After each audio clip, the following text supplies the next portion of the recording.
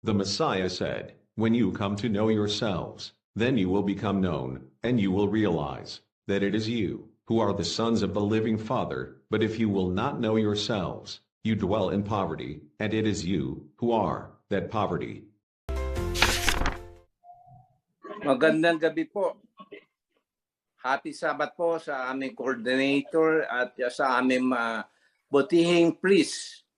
Ang tanong ko lang po sa inyo, kailan po matatapos itong excited po ako na makita yung ni-revise ninyong Biblia. At saka po, ang tanong ko po yung binanggit niya na para may crab mentality ang mga tao dito rin po sa amin, sa lugar namin.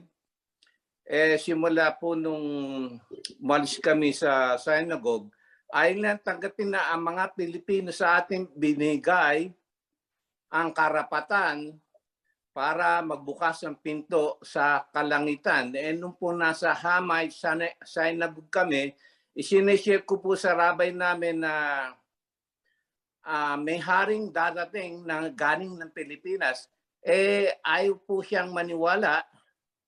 At ang tanong ko sa kanya, ba't hindi po natin basahin ang Genesis 1 at saka Genesis 2 para maintindihan natin ang Torah? Para po ayaw nila bigyan ng aksyon, kaya hindi mga sinasabi ko. Kaya simula po noon, hindi na po kami umatin ng synagogue.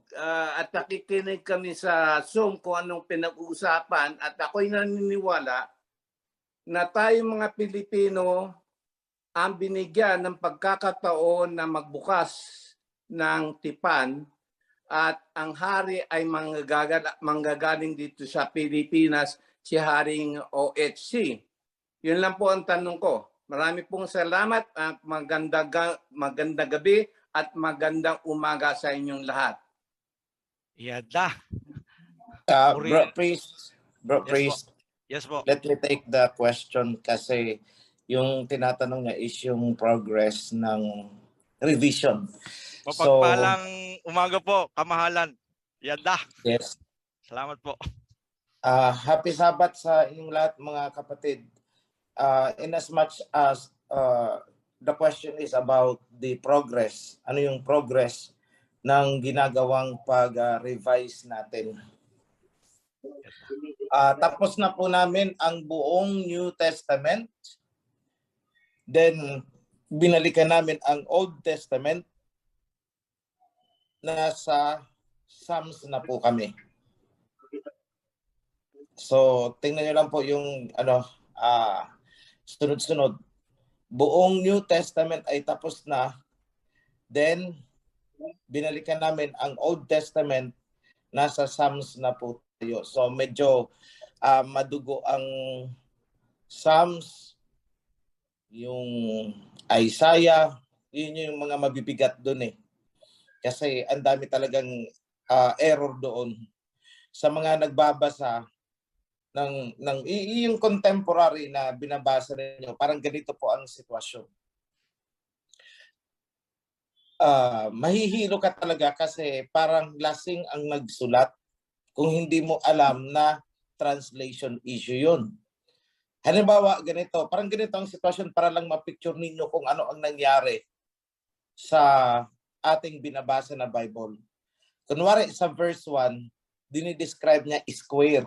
So alam natin ang square, may 4 na kanto yan. So verse 1 kunwari, the square is round and spherical.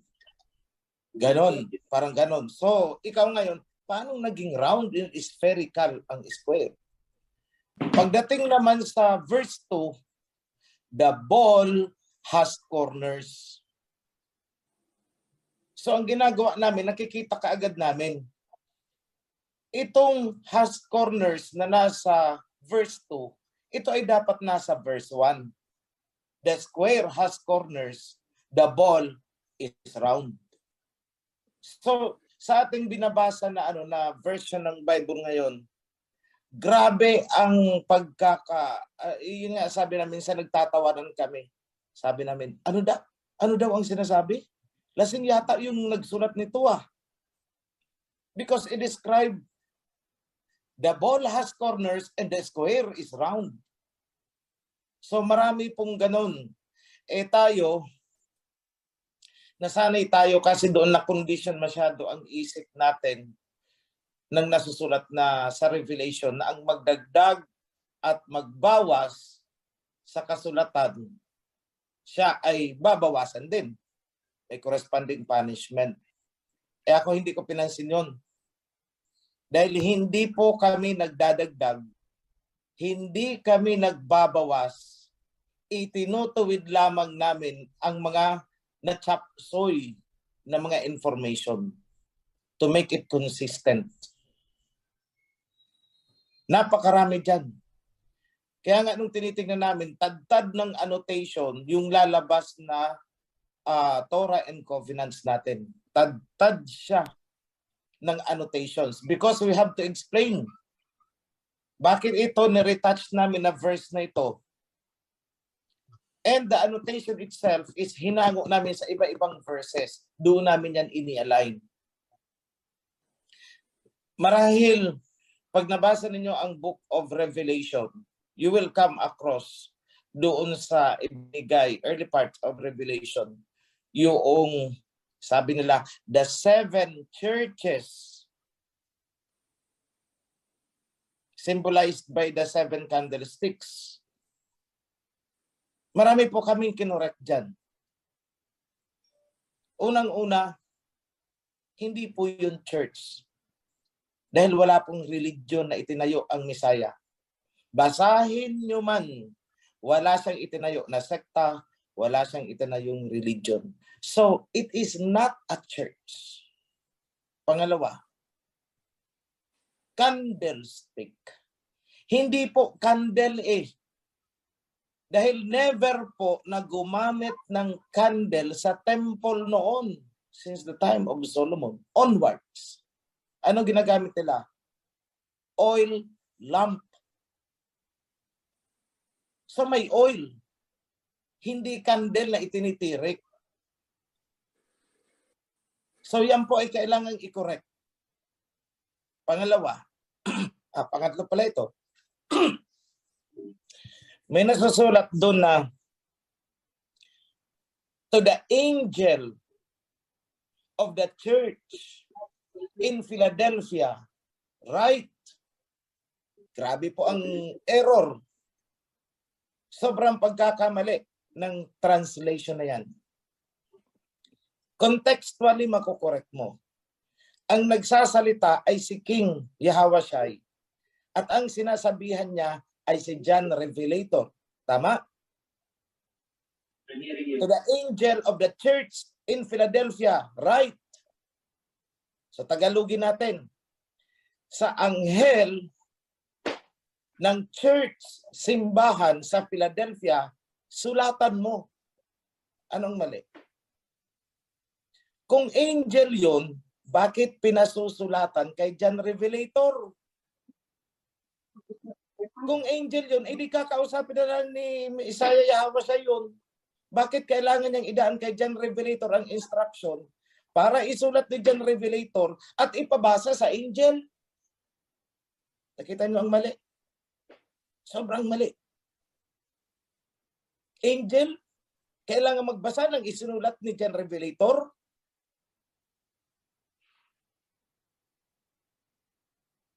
So contextually, maling-mali ito. Ang sinasabihan po ay hindi angel. Ang totoong isinulat doon, to the guardian of the congregations in Philadelphia, right? Kaya pinasulatan kay John Revelator kasi tao yun, hindi angel. Kasi kung angel, hindi kailangang sulatan ni John Revelator.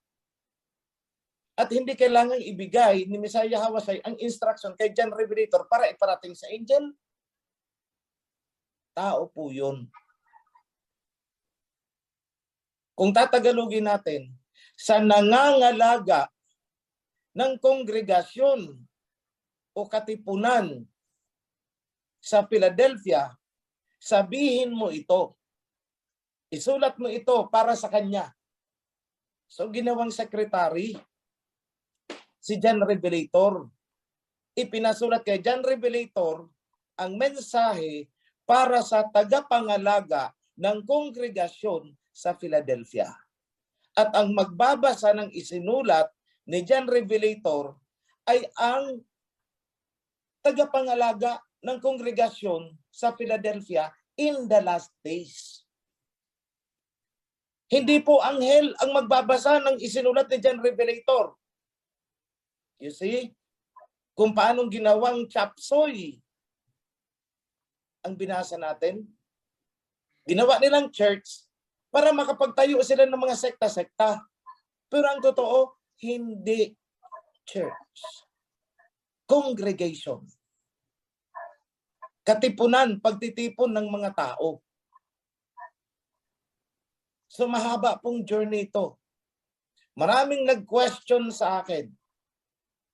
Ano daw ba ang karapatan ni OHC na i-revise ang Bible? Simple lang ang sagot ko sa mga nagpapatutsada ng ganyan. Ano din ba ang karapatan nila para questionin ang ginagawa ko?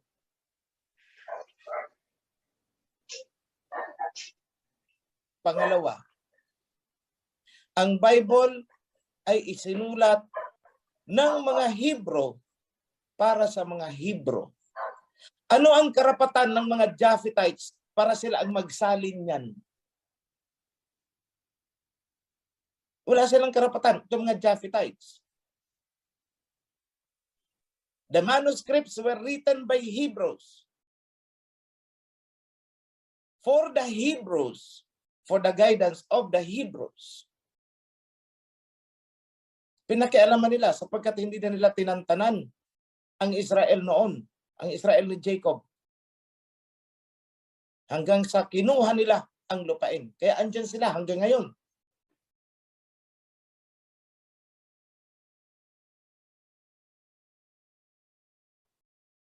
Pati mga literature, mga manuscripts, pinilit yan isalba ng mga naunang Hebrews natin. Kaya nga, kung titingnan nyo ang history, namatay sila sa Qumran Cave para lang iligtas ang mga manuscripts. Dahil hinahabol sila ng mga Romans, kinukuha ang mga manuscripts.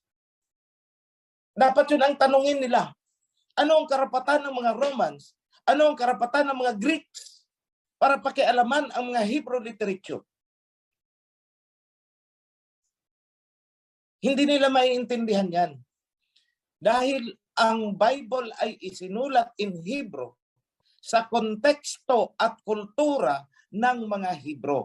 Kung hindi mo alam ang kultura ng mga Hebrew, hindi mo maiintindihan ang pinakakahulugan ng Torah and Covenants. It takes a Hebrew para maintindihan yan. Kaya nga unang pasada ko pa lang, kita ko kaagad, ay nako, eto pala ang mga diferensya. Biruin mo, yung tagapangalaga ng kongregasyon o kalupunan sa Philadelphia, ginawa nilang anghel. At yung anghel na yun kukunin ng instruction mula sa isinulat ni John Revelator.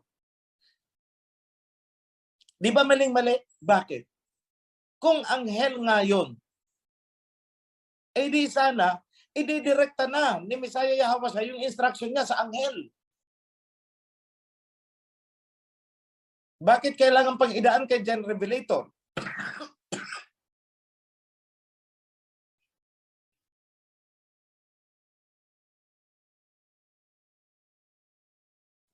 Yada. Alalwaya, alayaw. So contextually, nako-correct po natin. Another kinorek namin. Basahin nyo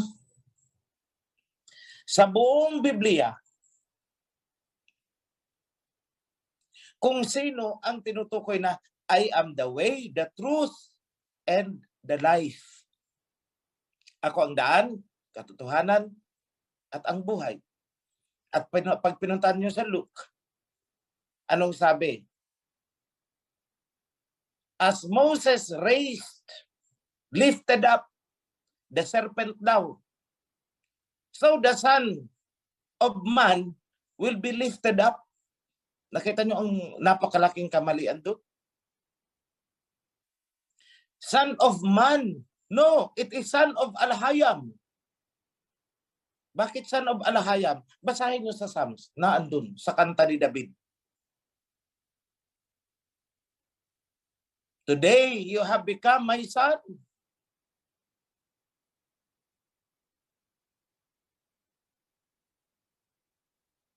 Sabi nila, si David daw ang sinasabihan nun. Hindi po si David.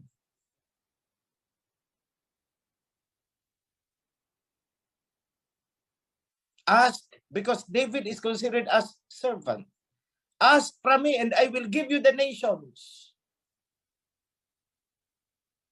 At pag dinugtong mo, makikita mo na binigyan siya ng authority to sit beside me on the throne. O hindi si David yun. Si King Yahweh siya yun.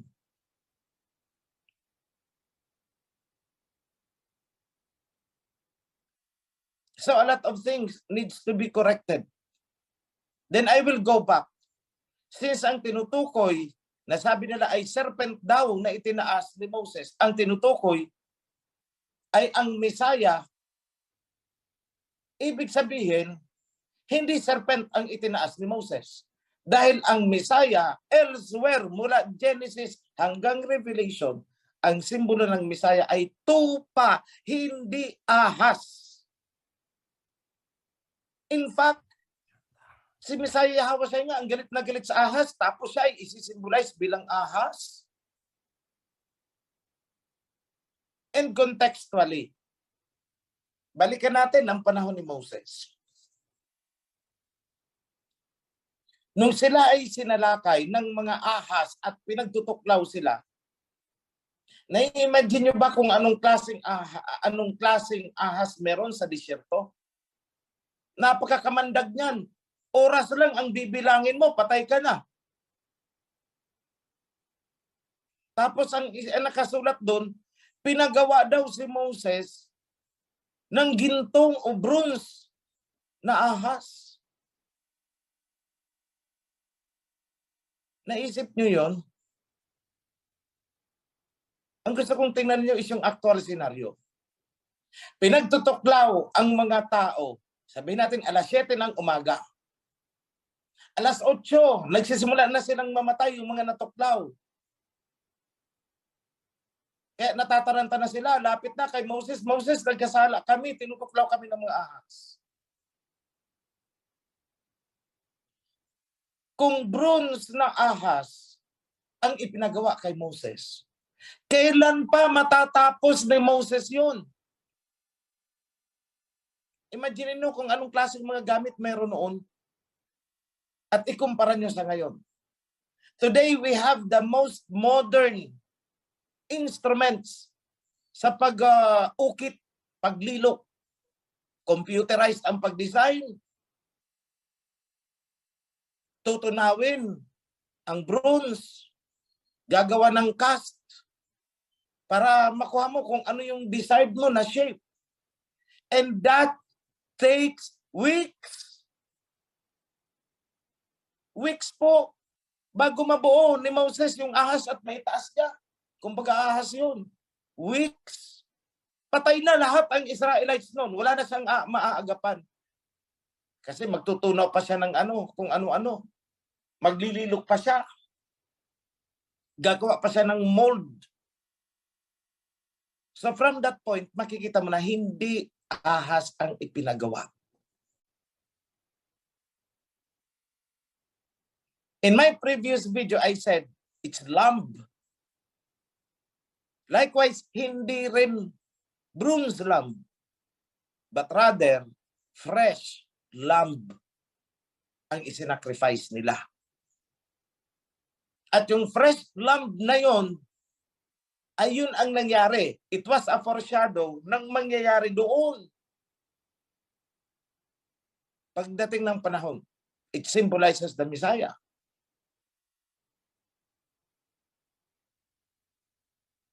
Ngayon, kasi meron daw ginawa na dinurog pa at a later time, yung ginawa ng panahon ni Moses. Yung dinurog at the time, panahon yata ni Joshua na pinatigil yung na yun. Kasi sinasamba na ng mga tao. Ginawa lang po yun at a later time to commemorate, maybe to commemorate yung pangyayari sa panahon ni Moses. Hindi yun ginawa ng mga estatwa na yun sa panahon ni Moses dahil wala silang panahon noon. Nagkakamatayan na ang mga Israelites. Nagtutunaw pala sila ng bronze. By the time na matunaw ang bronze, ay ang dami ng patay. Wala na talagang aabutan na buhay. So it's a fresh lamb. Contextually, it will synchronize with the information hanggang sa New Testament na sinasabi na as Moses lifted up the serpent, so the son of Al-Hayam will be lifted up. Contextually, as Moses lifted the lamb, and so the son of Al-Hayam will be lifted up. Bakit lamb? Kasi yung son of Al-Hayam, si Messiah, ay sinisimbolize po ng tupa. Kaya nga sa Book of Revelation, anong nasusulat? And I saw a lamb standing in Mount Zion, with him is 144,000 sealed by the name of the Father and of the Son. Oh, lamb siya. Hindi siya serpent ang symbol niya, kundi lamb. Marami pong ganyan kami na talagang kinoreksyon na namin.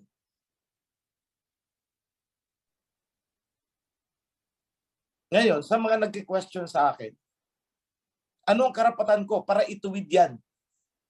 Hindi ko po inimbento para ituwid yan. Yung ginamit namin na pang-correction sa mga error ay naandyan din mismo sa ibang bahagi ng Bible. We are harmonizing the Bible from Genesis to Revelation.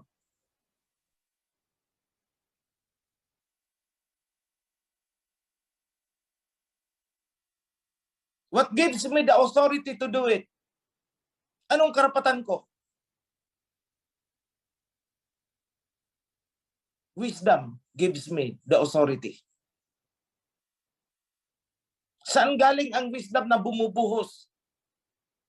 Sa buong team ng mga revisionists. Kami po pag nagtrabaho, magdamagan yan. Mamaya pagkatapos nito, sabi ko, stop all activities because it's Sabbath. Ang magpapatuloy lang ng may mga gawain is yung sa revisionist ngayon. Right after the question and answer natin, we're going to work. Ngayon sa Pilipinas, it is around 2. Between 1 and 2 in the afternoon. Pag nagsimula kami at 3 ngayon, titigil kami 4 o'clock bukas na ng madaling araw. And we have been doing this on and on, on and on, on and on.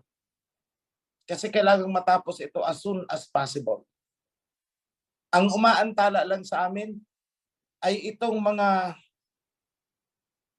kaguluhan na ginagawa ng mga naghahangad na sila ang maging mensahero.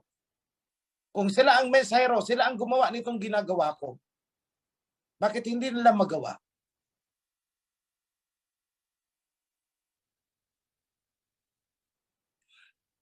Maraming nagkiklaim na sila ang mensahero. May nagkiklaim na siya ay kinurunahan daw. Na may corona siya at may setro, ay di ikaw na. Pero isa lang ang tanong ko. Nasaan ka nung wala ako? Bakit hindi ka nananaginip ng ganyan nung wala ako? Bakit ang mga pangyayari ay hindi naman tumutugma sa iyo? Ano mga pangyayari na yon?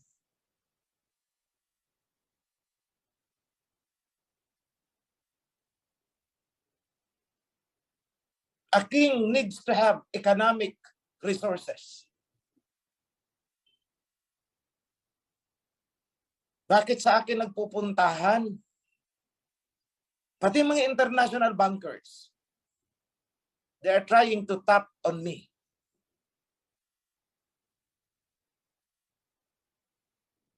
Isang kandidato nga sa presidency natin eh. Ngayon, dito sa ating bansa, anong sabi? King OHC, wag kang mawawala sa tabi ko, kailangan kita. Win or lose. Bakit? Bakit ang mga taong ito nagdadatingan?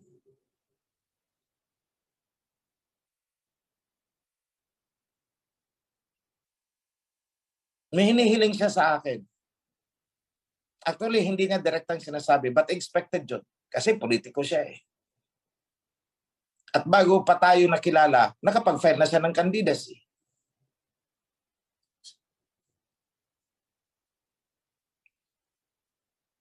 Bakit siya lumalapit? Because he recognizes the authority.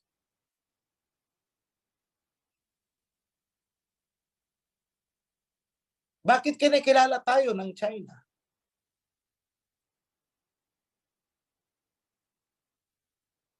Maging ng United Nations, they are now establishing our recognition. Mahabang proseso, pero kailangan pagtiyagaan natin. And the tribe of Judah is coming over, represented by a diplomat from the United Nations. Ganyan po mafulfill ang mga prophecy. It's not the way that people imagine.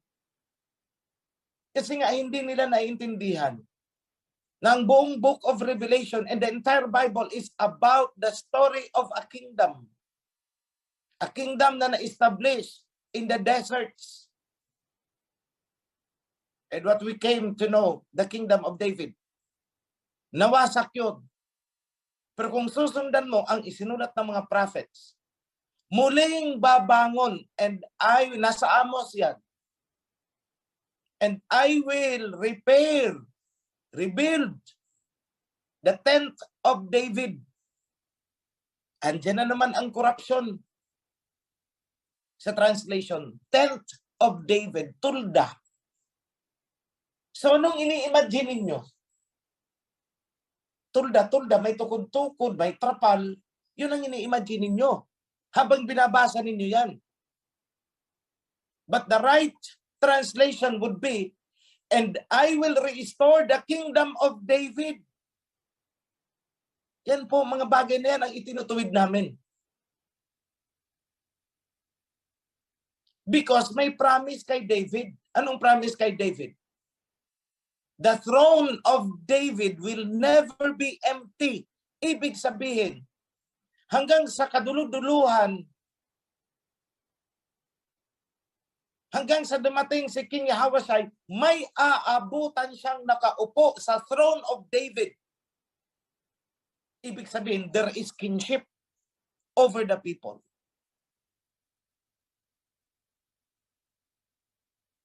Tapos kini-question nila. Sa totoo lang, I did not ask and I never injected the idea of my being a king. No, I did not. It comes from the people.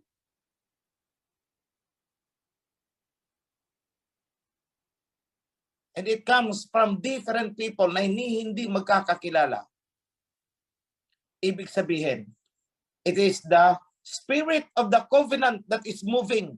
You should have a king. Maraming nag-interest agad. Ang dami nang nanaginip na sila ang may korona, sila ang may sentro.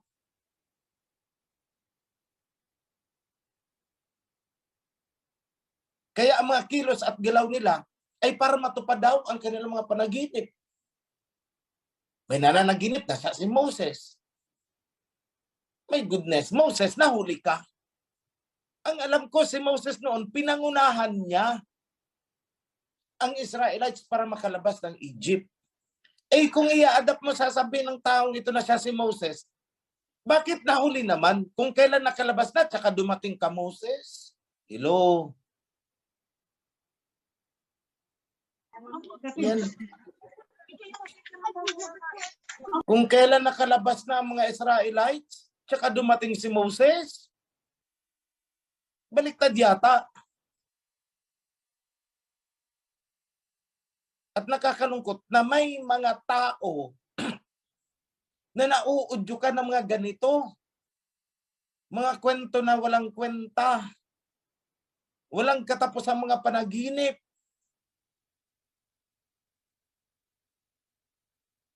At tumatalon mula sa covenant. Basta sila daw ay pumupuri lang din sa Aba. Yahweh, siya din daw sila. Hindi na lang nila naisip na may nasusulat dyan, salita mismo ng Messiah. Hindi lahat ng tumatawag sa akin, Yahweh siya ay makakapasok sa aking kaharian. Kundi sila lamang na sumusunod sa kagustuhan ng aking Ama. That is the key. Ano ang kagustuhan ng Ama? Saan mo malalaman kung ano ang kagustuhan ng Ama? Basahin mo ang buong Old Testament. Doon mo malalaman ang kagustuhan na sinasabi ni King Yahushua. Nakapaloob doon ang kagustuhan ng aking Ama. Yun ang sabi niya. Nandun ang tinutukoy niya. Ano yun? Covenant.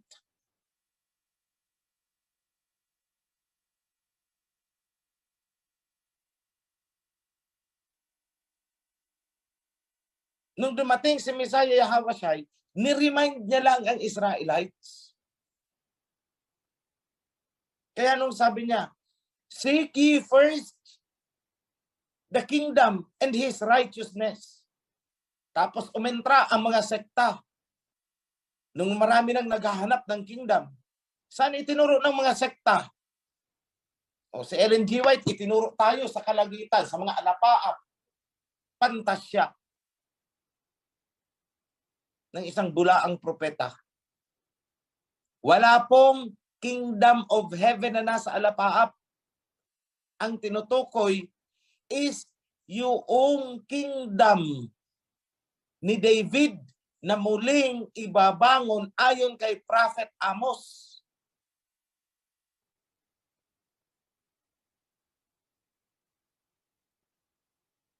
At ano ang sabi ni Messiah Yahushua? The kingdom of heaven is like a mustard seed.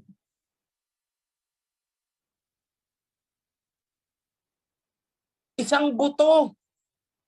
Napakaliit na buto.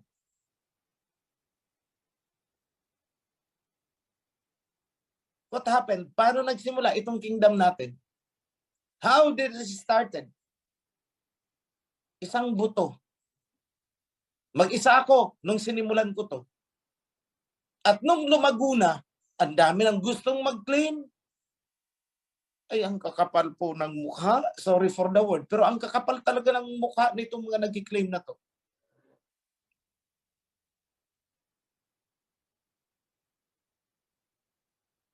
Pero ako ng mga magsasabi dyan sa mga nakikinig at may mga plano-plano, wala po kayong magagawa. Kung ano ang itinakda ay itinakda. Mula sa political and economic power, unti-unti na pong napupunta sa akin. Tahasan ko yung sinasabi sa inyo.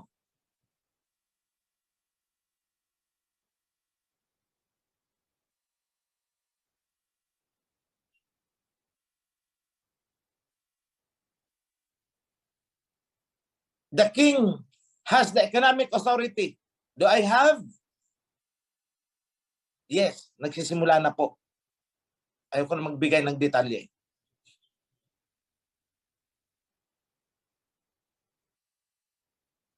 But we are moving up the ladder.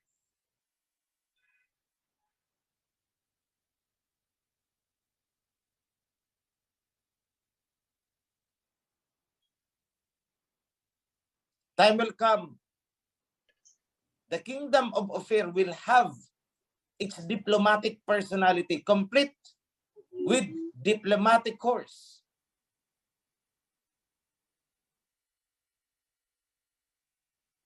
It will be defined as an enclave within the Republic of the Philippines.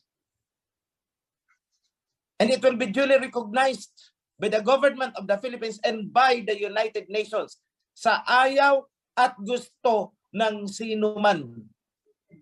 Because naitakda na yan. Book of Revelation, the kingdom of this world, tinutukoy ang kingdom na sinimulan, has become the kingdom of Yahweh, the great transformation. And in the kingdom, what prevails? Righteousness and truth. Yada. Happy Sabbath, mga kapatid.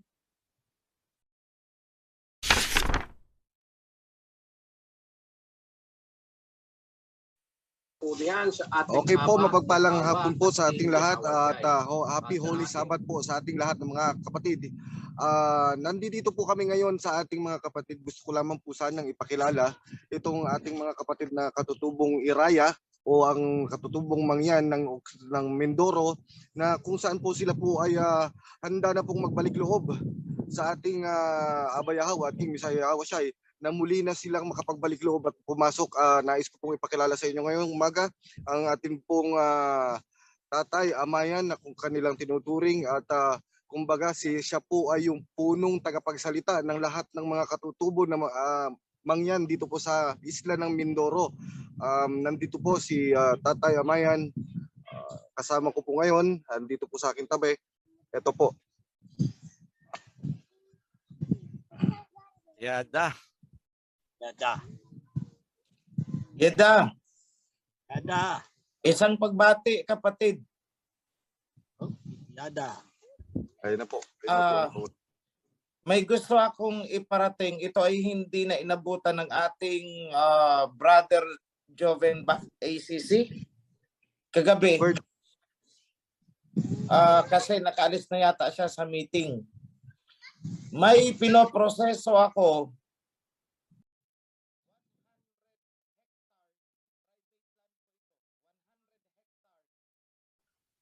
para sa Mindoro chapter. Hindi ko lang matukoy kung ito ay Occidental or Oriental.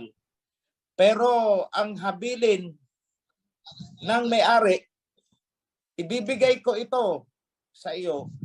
Pero huwag mong pababayaan ang mga mangyan. Opo. Sana po. Yada. Yun ang inihabilin sa akin. Huwag ko daw pabayaan ang mga mangyan. And I said, Sana po. yes. Yada. Sana po. So hintay-hintayin nyo lang po.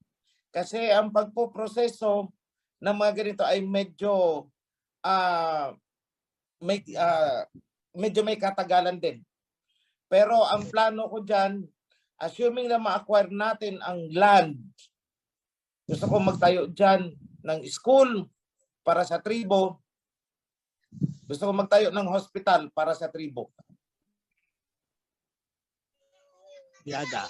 Yada. So, wag lang po kayong mag-expect na agad-agad mangyayari. Kasi lahat ng bagay ay may kanya-kanyang kapanahunan. Marami po kaming pinaplano dito sa taas. Ito ay hindi lang para sa mga mangyan. Doon naman sa parte ng Mindanao, we are working on i-develop din yon as community. Nasa proseso din ang mga papeles nun. Pinag-uusapan na kung paano ang gagawin. So lahat po yan, kapag nakuha na natin ang mga land at sasabay din dyan, bubuhos din naman ang sinasabi kong economic resource. Then unti-unting aangat ang mga tribo. So hindi agad-agad dyan. Ako'y hindi nangangako ng langit at lupa. Ang akin is sisikapin ko kasama ang mga nasa mataas na pamunuan na ito ay may sakatuparan natin. Hindi po ako nangangako bilang politiko dahil hindi naman po ako kandidato. Hindi ako kandidato. So yan lang po ang panawagan ko sa mga tribo. Kasama na po kayo mga mangyan. Bumalik po kayo sa covenant dahil hindi lang ninyo alam na kayo ay nagmula sa mga ninuno ng mga Israelites sina Abraham, Isaac, Jacob. Tayo ay napadpad lamang dito sa silangan noong sinakop ng mga Assyrians, ng mga Romans, ang Jerusalem. Nagkawatak-watak na. Pero gaya ng ipinangako ni King Yahweh, in the last days, muli tayong titipunin. At nangyayari na po. We are working on 90 tribes, 90 na mga tribo na nagpapahayag na ng kanilang pagbabalik as one under the covenant, and the kingdom will shine. Mga tribo. Yada. Alayam. Alaya. So yan lang po, konting tiis mga kapatid. At ang ating Aba ay nangako naman na ibangon muna natin ang ating kingdom and everything will be given unto you. Meaning ibibigay. Hanapin nyo ang aking kaharian. Itaguyod nyo, ibangon nyo ang kaharian at ang katuwiran at ang lahat ng bagay na ito ay mapapasain nyo rin. So unahin natin ang covenant. Yada. So happy Sabbath. Ako ay masaya na makita ang mga tribo. Mangyan, Sariaya ba yun? Sariaya, anong tawag? Iraya po. Ha? Iraya po, kamahalan. Iraya. Tribo ng Iraya. Iraya. So, pakinggan nyo po ang tawag nyo ha. Iraya. Yahawa.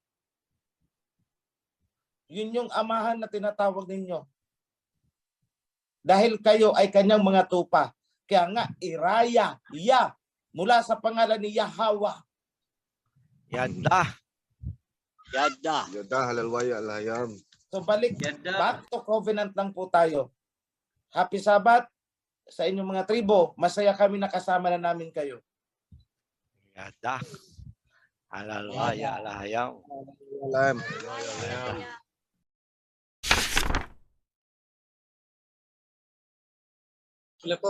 In behalf of CC sa CCN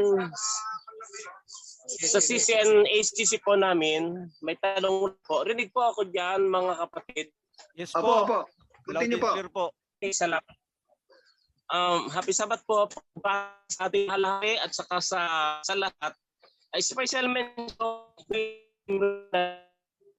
Sabbath po. Ngayon may tanong po ako. In behalf of sa aming ACC. Pero parang nasagot na rin ng medyo pahapyaw kanina.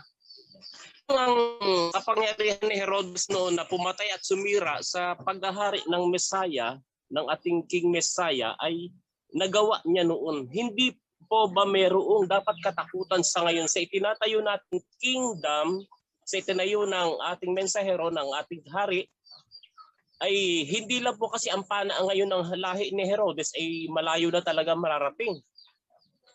Mula sa kanila hanggang dito.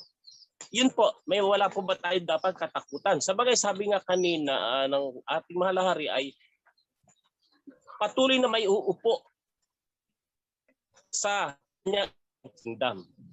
Yun lang po. Salamat po mga kapatid. Yun lang po. Yada. Puri ng alayam sa buhay mo. Brother Eliseo ng Aurora. Ang tanong mo, may dapat ba tayong katakutan kapag tinatayo na po yung kingdom dito? Ang sabi po ng Torah, huwag tayong matakot sa tao na pumapatay lang ng kaluluwa ng tao, pumapatay sa ating kapwa-tao. Katakutan natin yung alahayam na kumukuha sa iyo at sa akin. Alam niyo po ba yon? Yun ang katakutan natin. Ba't ka matatakot? Nasa loob ka na ng covenant, sinave ka na nga ng alahayam eh. Pinasok ka na ng minsahero, binuksan na niya yung susi para makapasok at ako. Kayo tayong lahat sa covenant. Di ba? Binuksan ng minsahero yung susi ni David. Pinapasok ka at pinapasok ako sa covenant. Ba't ka pa matatakot? Ako ito sasabihin ko sa inyo. Sa totoo lang. Para po sa kapurihan ng alayam, ako ngayon, kahit mamatay ako ngayon, hindi na ako takot. Bakit? Kasi pag ako namatay ngayon, o kayo man namatay ngayon, sa oras na ito, muli kayong bubuhayin ng alayam sa mga unang bubuhayin sa mga patay. Yada, nakuha nyo? Kaya hindi kayo dapat matakot ng tao. Huwag kayong matakot Oh, yes po, kamahalan. Kayo po. Salamat, Bro Noy. Noy, pakibase sa kanila. Yes. Yung Sagot tayo ni tap ang aking signal. Pakibigay na lang sa kanila kasi fluctuating ang aking internet. Yung pangako sa Philadelphia Assembly na paluluhurin ko sa paanan mo. Yada. Silang mga nagkukunwaring mga Hudyo, ngunit mga bulaan. Yada. Opo. At ipapaalam ko sa kanila na kita ay minamahal. Yada. So wala po tayong dapat katakutan. Because sa prophecy po, wala na. We are now in the last days. Yada. Ngayon, kung babalikan natin ang Old Testament, bakit nananalo ang mga Israelites noon? Noong time na sila ay faithful sa covenant, ang nagmamarcha is yung mga priests, pasan-pasan nila ang covenant. Today, sa araw na to, wala man sa atin ang physical na pinagsulatan ng covenant, yung bato. Still, ang nilalaman ng bato na yon, yung nakasulat doon, ay pasan-pasan pa rin ngayon ng mga priest. And surely, we will win because Yahweh is with us. So, bakit kayo matatakot? Yada. Yes.